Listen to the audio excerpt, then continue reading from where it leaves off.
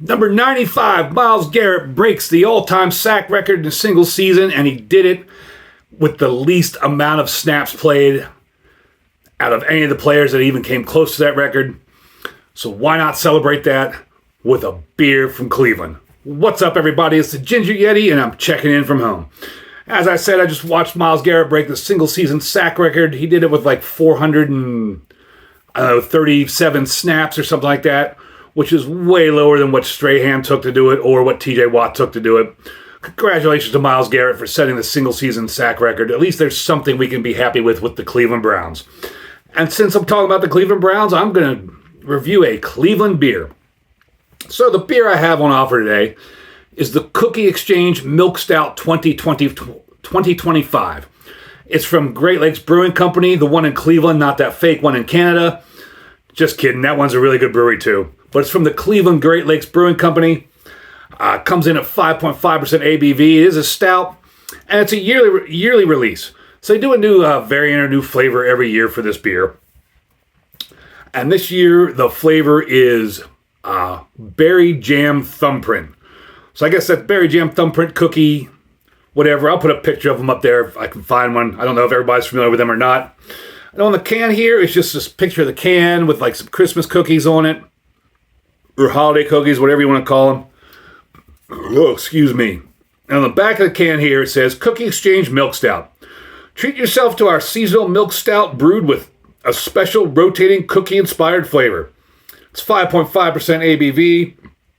It says it's good until April 25th of 2026. So this must have been canned pretty recently. That's everything on the can here. I picked it up down at Simone's for $2.39. And I picked it up because I saw it on the shelf, but two, I recently watched both Average Joe at the Beer Patrol review this, and he really enjoyed it. I also watched the Piping Brew Nerd review this as well. Go check both those guys out after you're done watching my review and see what they think of this beer right here. So we'll get on into it.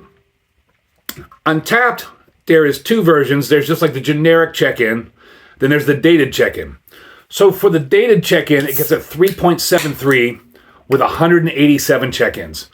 The generic version that just covers all years, all variants, gets a 3.83 with 15,000.6 check-ins. Wow, I'm a dummy.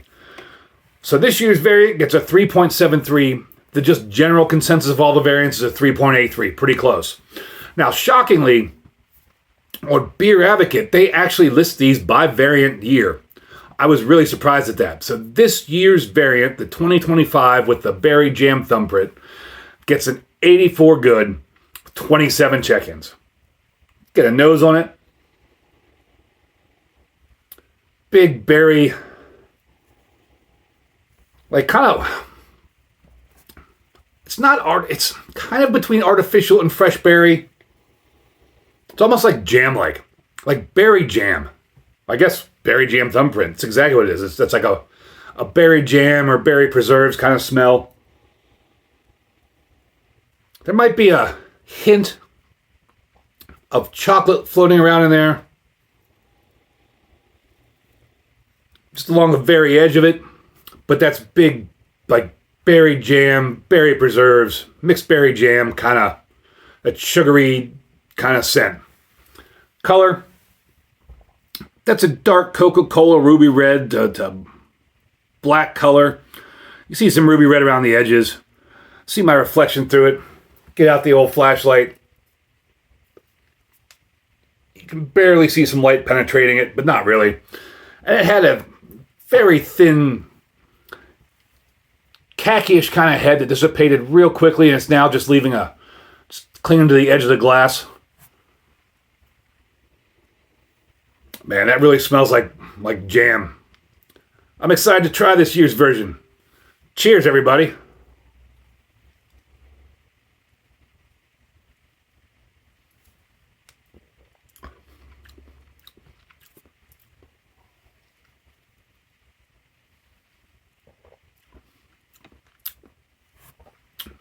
It's a medium body on the side of light, which I'm not surprised at 5.5% alcohol. There's a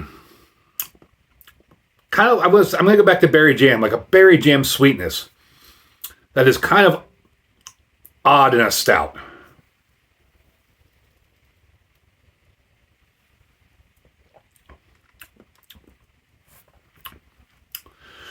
A slight bit of roastiness, a slight bit of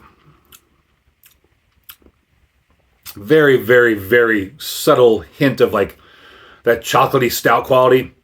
But then it's just this sticky, sweet berry jam. Like, I mean, that's exactly what it is. It tastes like berry, like maybe Smucker's berry preserves or berry jam, a mixed berry kind of jelly kind of thing.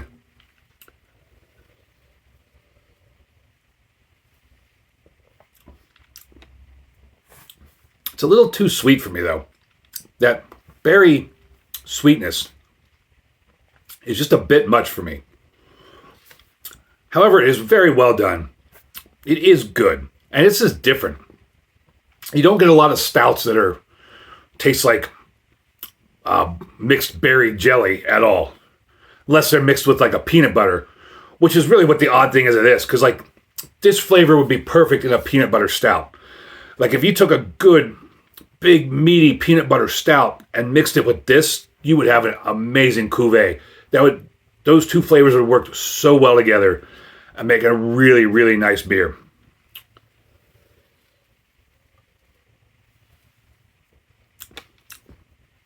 But overall, even though it's a little too sweet for me, this beer gets a horns up. It would be a one and done for me. I couldn't drink a 6-pack for $2.39. It is pretty tasty overall, especially if you like berry jam, mixed berry jam, or fruity beers. People that are scared of stouts because they're big and dark and heavy and whatever could probably get into this one, especially if you like the sweeter side of beers. Overall, it's a very well done beer. Good job, Great Lakes. Really appreciate it. Big two horns up to Miles Garrett for breaking that record. Go Browns. Finally, the Browns have something good to celebrate. Really happy to see that today. Thank you all for watching. Really appreciate you making it this far in the video. Have you had this year's Cookie Exchange Milk Stout? Do you get the Cookie Exchange Milk Stout in your area? Let me know down below in the comments. And as always, embrace the adventure.